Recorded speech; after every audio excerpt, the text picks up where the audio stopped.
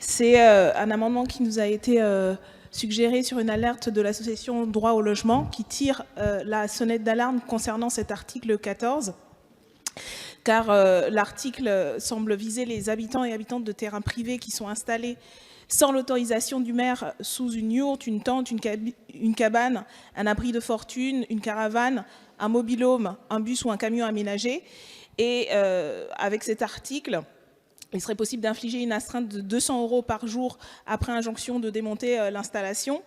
Or, comme le précise l'association, sont visées non seulement les populations précaires, mais aussi des lieux alternatifs qui essaient de vivre autrement face aux menaces sur le climat et le vivant. Et il nous semble donc qu'il est malvenu et qu'il faudrait supprimer cet article.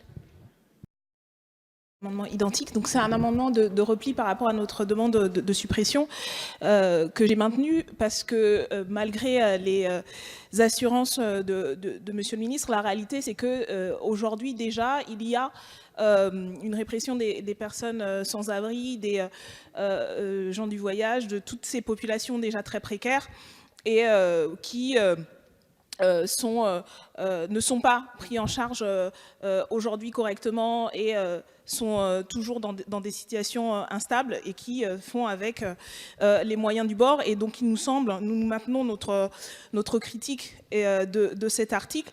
Donc par cet amendement, si vous le permettez, Monsieur le Président, je vais défendre le 739 et le 740 puisque ça va ensemble. Donc premier amendement de repli. Pour restreindre la portée de l'article et protéger donc les personnes les plus vulnérables. Cet amendement vise à empêcher que les dispositions de l'article 14 s'appliquent aux installations d'abris de fortune ainsi que les installations des résidences mobiles et démontables qui constituent l'habitat permanent de leurs utilisateurs et utilisatrices. S'il est intentable de permettre au maire ou à la maire de prendre des dispositions à l'encontre d'individus qui délibérément ne respectera pas le code de l'urbanisme, il convient, de notre point de vue, de défendre celles et ceux qui n'ont pas d'autre choix pour survivre, en restreignant donc la portée de cet article à leur encontre. Et le 740,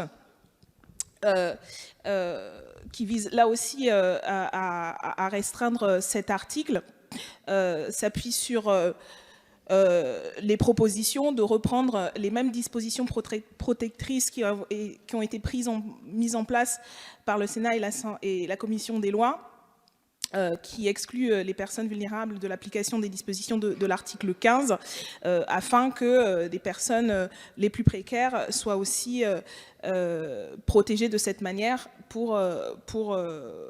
dans l'application de cet article 14. Président.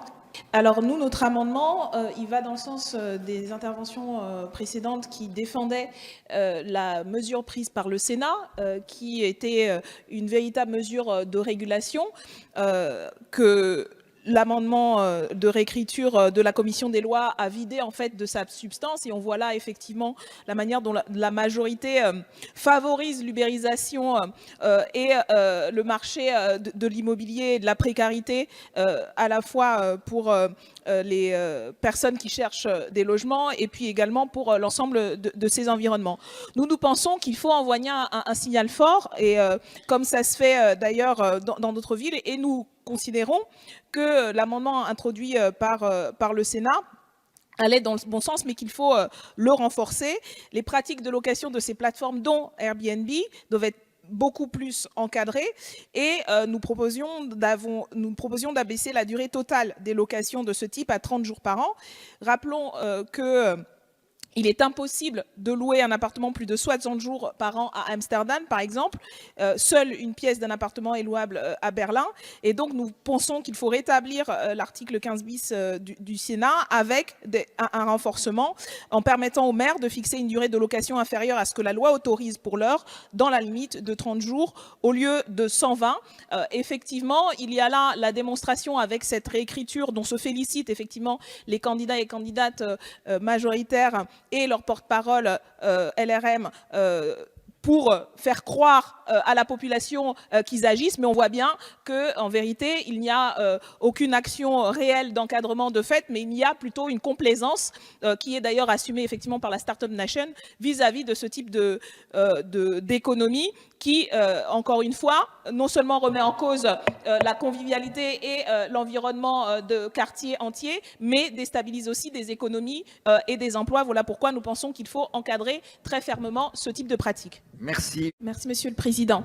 Alors, par rapport aux collègues qui arguaient du développement des territoires, je pense qu'il y a là un désaccord dans la vision qu'on a de ce qui permet un développement des territoires, parce que moi, je ne crois pas que ce soit en favorisant le type de pratique des plateformes telles que Airbnb qu'on développe, en tout cas harmonieusement. On le développe dans un sens de plus d'ubérisation, et je sais que peut-être que pour vous, c'est quelque chose qui est positif, mais je crois que pour les habitants et les habitantes qui sont directement impactés par ce type de pratique, ce n'est pas une perspective d'avenir positive, et y compris pour les autres secteurs économiques. On a parlé de l'hôtellerie.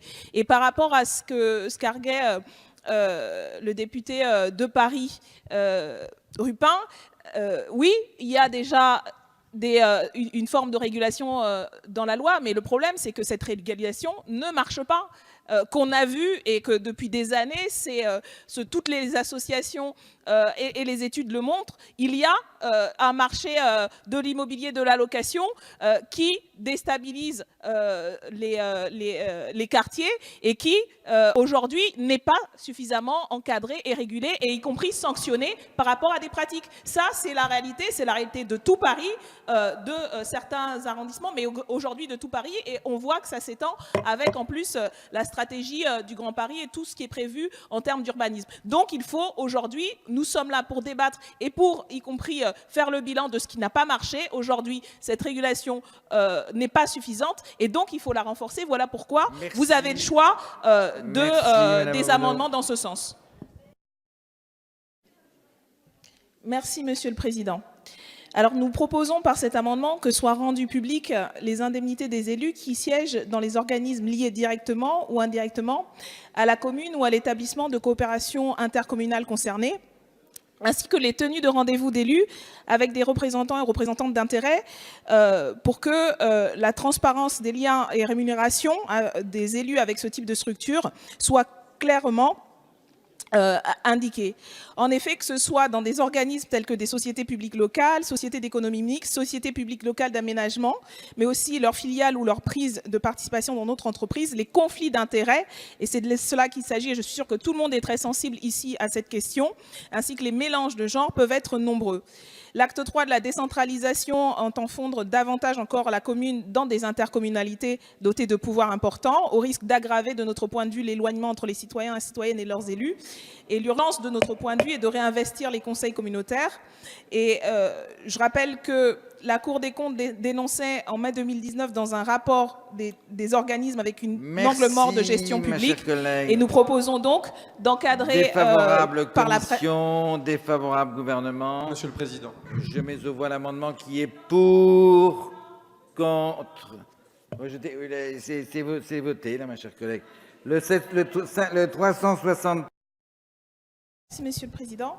Alors, c'est un amendement que nous avions déjà présenté en commission. Nous avions entendu les appréciations positives malgré les avis défavorables du rapporteur et du ministre. Nous le resoumettons ici parce qu'il nous semble important de réinterpeller sur la proposition qui est faite pour doter d'une agente formée à la langue des signes française, au minimum chaque mairie de commune de plus de 10 000 habitants et habitantes, en rappelant que la France compte aujourd'hui environ 4 millions de personnes sourdes et malentendantes et près de 400 000 locuteurs et locutrices de la langue des signes, et que malgré la loi de février 2005, les dispositifs mis en place pour permettre plus d'accessibilité pour ces citoyens et citoyennes sont encore extrêmement défaillants, et il nous semble important d'envoyer un signal positif en ce sens-là, et c'est les raisons de cette proposition d'expérimentation d'une formation continue obligatoire pour ces agents dans les collectivités. Merci. Avis de la commission, monsieur le rapporteur. Écoutez bien ce que je vais vous dire, Madame Obono, favorable. Hein, c'est un vrai sujet, il faut l'appréhender, il faut l'assumer. Donc favorable. Sagesse. Favorable.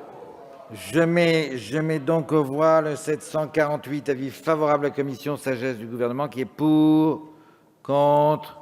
Voilà. Vous voyez, Madame Obono, on prend vos amendements.